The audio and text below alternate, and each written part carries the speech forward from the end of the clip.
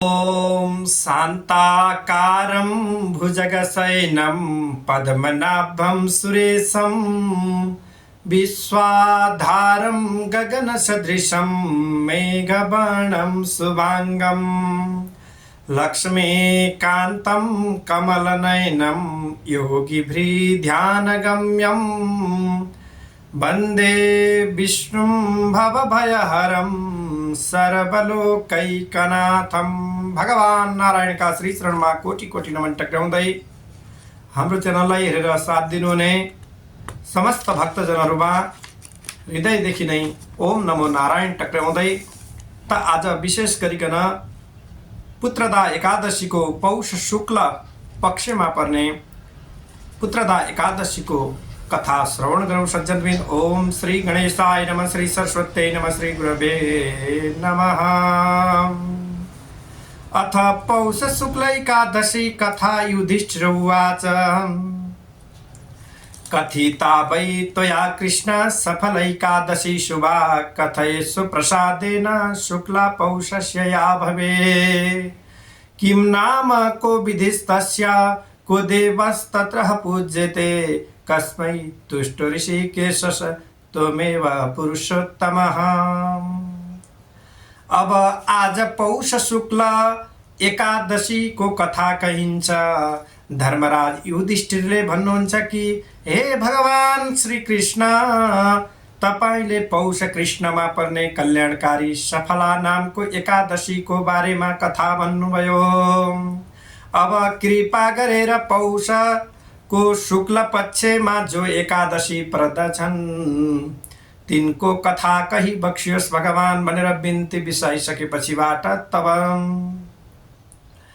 त्यो के नाम गरेको एकादशी हुन्, तिनको कुन विधि हो, ती एकादशीका देवताको हुन्, तपाई नै ऋषिकेश हुनुहुन्छ र तपाई नै पुरुषोत्तम हुनुहुन्छ, तपाई कसका उपरमा सन्तुष्ट भई बक्सिन्छ भगवान भनेर बिन्ती बिसाइसकेपछि तब जगतका मालिक भगवान श्री कृष्णले भन्नुहुन्छ, हे राजन, हे महाराज, पौष शुक्लमा जुन एकादशी हुन्छन् लोकको अर्थात समस्त प्राणीहरूको हितका लागि, कल्याणको लागि, तिनको विधि म भन्दछु सुन्नुहोस्।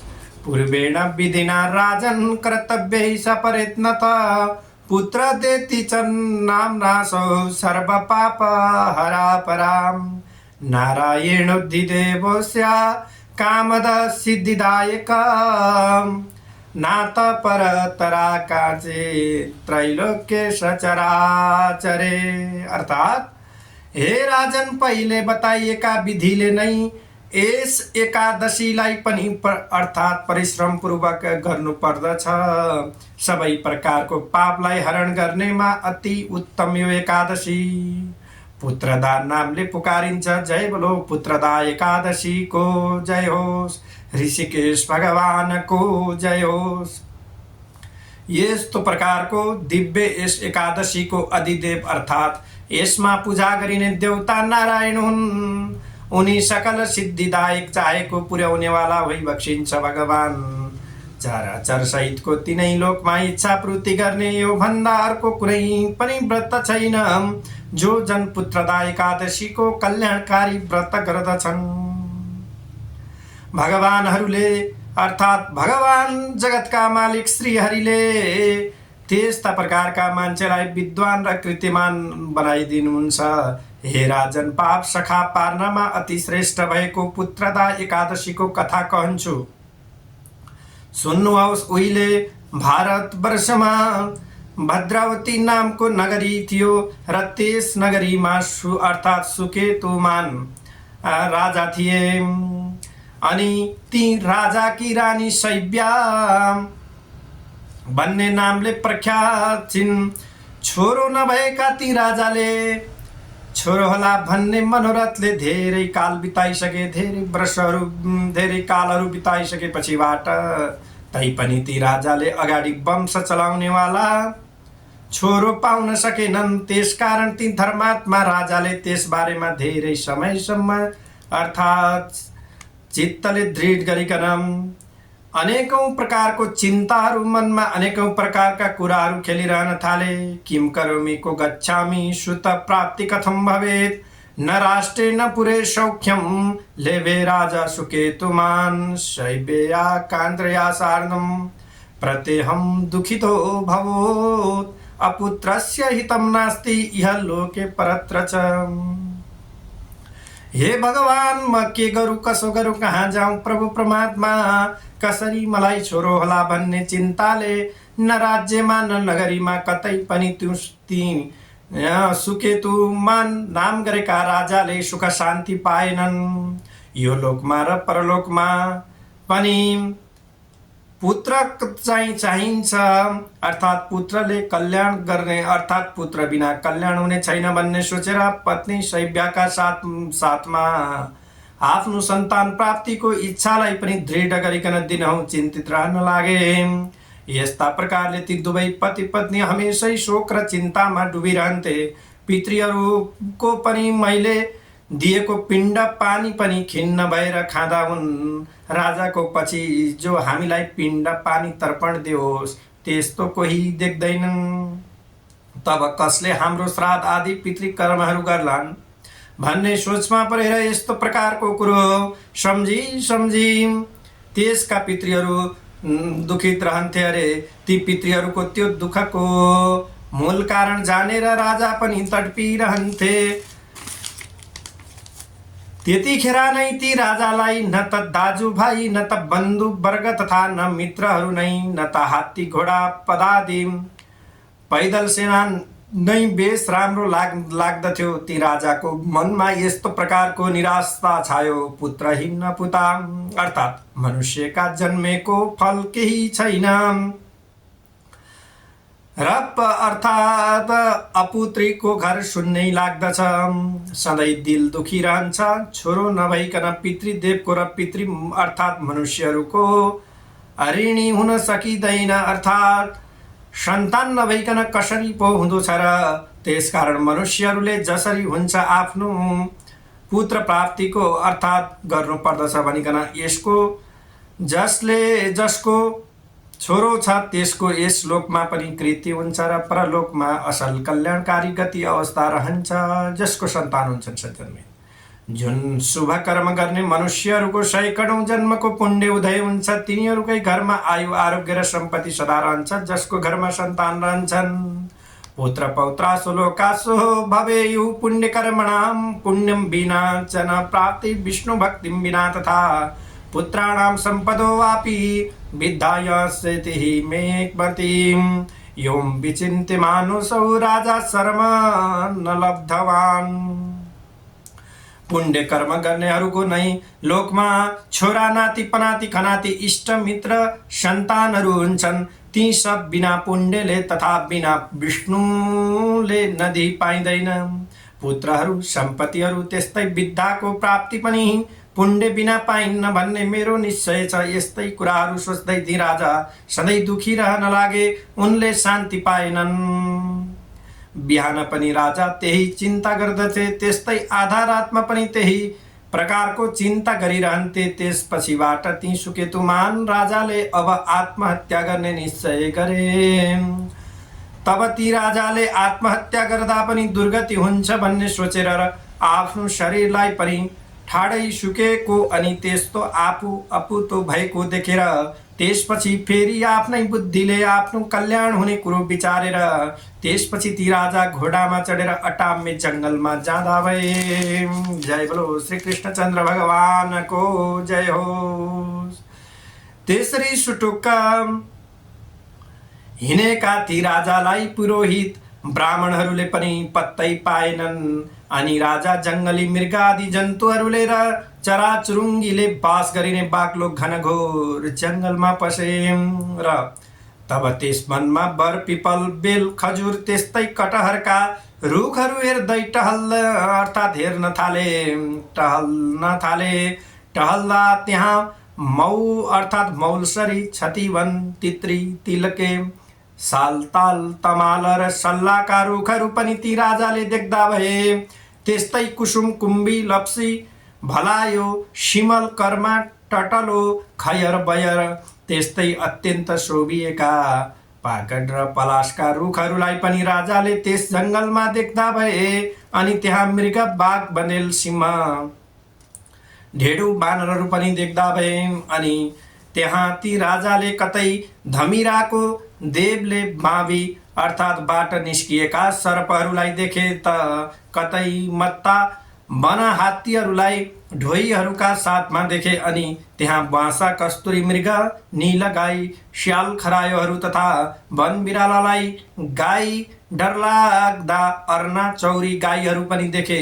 त्यसपछि त्यसै जङ्गलमा हात्ती ढोई समूहहरूका बीचमा शोभिएका चतुर्दन्ते युथपम मत्ता हात्तीहरू पनि देख्दा भए। ती हात्तीनीहरूलाई देखेर ती राजाले आफ्नो हात्तीहरूलाई अर्थात् झलक्क सम्झे। त्यस्ता ती रुख, चराचुरुङ्गी, रुख, बोटह, जङ्गली जनावरका बीचमा भट्किरहेका ती राजा चिन्ता र पीरले शोकायमान हुँदै ती राजाले अत्यन्त आश्चर्य लाग्दो त्यो अटाम्य जङ्गल कन देख्दा भए। कतै स्याल कराएको अनि कतै लाटा कोसेराले रोएको शब्द सुन्दै ती अर्थात् ती पन्छीहरूलाई हेर्दै अगाडि बढ्दै जाँदा भए। ती राजाले यस्तो प्रकारको देखिसकेपछिबाट त्यो निबिड वन हेर्दा हेर्दै सूर्य बीचमा आकाशमा पुगे। अर्थात् मध्याह्नमा भोक प्यासले आकुल भएका ती राजा यता र उता चारैतिर हिँड्दै गरे। प्यासले गला, घाँटी, तालु सुकेका ती राजाले यस्तो प्रकारको चिन्ता गर्न थाले कि मैले के त्यस्तो कर्म गरेको थिएँ र आज जो यस्तो प्रकारको दुःख पाएँ। नाना यज्ञहरूले र पूजाहरूले पनि देवताहरूलाई मैले सन्तुष्ट पारेकै थिएँ। त्यस्तै प्रकारले ब्राह्मणहरूलाई पनि दान कोरले र मिठा मिठा भोजनहरूले तृप्त पारेकै थिएँ। आज किन यस्तो हुन गयो भनिकन बडा सोच्न थाले। राजा सोचमा परे। प्रजाहरूलाई पनि समयानुसार छोरा जस्तै गरेर पालन, सुरक्षा, आनन्द गरेकै थिए भने कुन कारणले मलाई यस्तो सही नसक्नुको ठुलो दुःख आपत आइपर्यो अर्थात् प्राप्त भयो। यस्तै चिन्ताले पिरोलिएका ती राजा जाँदा जाँदै अझ अगाडिको वनमा गइसकेपछिबाट अर्को वनमा पुगेछन् र त आफ्ना कुनै पुण्यका प्रभावले अर्थात् भाग्यवश अगाडि एउटा अत्यन्त सुन्दर तलाउ देखियो। जय बोलो श्री कृष्णचन्द्र भगवानको जय होस्। मानसं स्प्रधमानं च पद्मिनी परिशोभितं कारण्डवैश्चक्रवाकै राजहंसैस्वनादितं मकरै बहुभियुक्तं मत्स्यै जलचरैयुतं समीपे सरसस्तत्र मुनिनामाश्रमान् बहुन्। अर्थात् मानौ त्यो पोखरी मानस सरोवरसँग स्पर्श गर्ला जस्तो फुलेका कमलका फुलहरूले शोभिएको जल, कुखुरा, कर्याङ, कुरुङ, कराउँ अर्थहरूले, चक्रवाक, चखेवाहरूले, राजहाँसहरूले चिरबिर गरिरहेको प्रशस्त ग्राहहरूले, माछाहरूले र अरू जलचरहरूले युक्त भएको त्यस तलाउको नजिकै त्यहाँ मुनिका धेरै आश्रम कुटीहरू पनि। भाग्यमानी ती राजाले देखे त उनको बायाँ भन्दा अर्को अर्थात् दायाँ आँखा र दायाँ पाखुरा फरफरायो। दायाँ पाखुरा, दायाँ आँखा फरफराएको शुभै मानिन्छ। ती राजाको फरफराएको आँखो र पाखुराले शुभ अर्थात् शुभ लक्षणको सङ्केत जनायो। अनि त्यस तलाउका तीर तटमा वैदिक मन्त्रहरूको जप गरिरहेका मुनिहरूलाई देखेर आफू चढेको घोडाबाट ओर्लिएर मुनिहरूका अगाडि उपस्थित भएर व्रतशील अर्थात् नियममा रहने संयमित मुनिहरूलाई ती राजाले प्रत्येकलाई एकाएक गरेर ढोक्दा भए। त्यसपछिबाट अनि ती राजाले हात जोडेर लम्पसार परिकन दण्डवत प्रणाम ढोक गरेर ती सज्जन राजा अत्यन्त हर्षले गदगद हुँदा भए।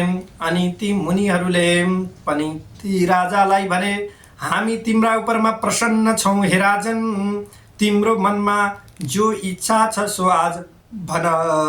राजाले भन्दा भए कि हे तपस्वीहरूमा अग्रगण्य मुनि हो, तपाईँहरू को हुनुहुन्छ र तपाईँहरूको के नाम हो, किन तपाईँहरू यहाँ आउनुभएको हो, मलाई साँचो साँचो आज्ञा होस्। तब मुनिहरूले भने कि हे राजन, हामी विश्वदेव हौँ, यस तलामा नुहाउनका लागि यहाँ आएका हौँ। यो पौष शुक्ल पुत्रदा नामको एकादशी पुत्र चाहनेलाई पुत्र दिन्छन्। राजाले भन्दा भए कि पुत्रदा एकादशीले छोरो दिन्छ भने अर्थात् सन्तान दिन्छन् भने भन्ने कुराले मलाई ठुलो संशयात्मक आश्रय लागेको छ। यदि तपाईँहरू मेरा उपरमा प्रसन्न हुनुहुन्छ भने तब मलाई अर्थात् सन्तान दिनुहोस्। तब ती मुनिहरूले भने हे राजन, आजको दिन नै पुत्रदा नामले विख्यात प्रसिद्ध एकादशी तिथि हो, यसकारण यसको उत्तम व्रत गर्नुहोस्। हामीहरूको आशीर्वादले र केशव भगवानको कृपाले हे राजन, निश्चय नै तपाईँहरूलाई पुत्र प्राप्ति हुनेछ। यस्ता प्रकारको ती मुनिहरूको वचनले ती राजाले त्यस कल्याणकारी व्रत गरे। द्वादशीमा पारायण गरेर ती मुनिहरूलाई बारम्बार ढोगेर राजा आफ्नो दरबारमा आए। त मुनिहरूको आशीर्वादले र पुत्रदा एकादशीको व्रतको प्रभावले रानीले गर्भ धारण गरिन्, अर्थात् गर्भवती भइन्। त्यसपछिबाट हे द्विजोत्तम ब्राह्मण श्रेष्ठ, तिमीले सोधिएको म त्यो गुप्त कुरो बताउँदछु। माघ महिना आएपछि तब नुहाई धुवाई शुद्ध हुनु, जितेन्द्रिय अर्थात् इन्द्रियहरूलाई जितेर सम्वेवी हुनु, काम क्रोध अभिमान घमण्ड ईर्ष्या डाहा लोभ अर्थात्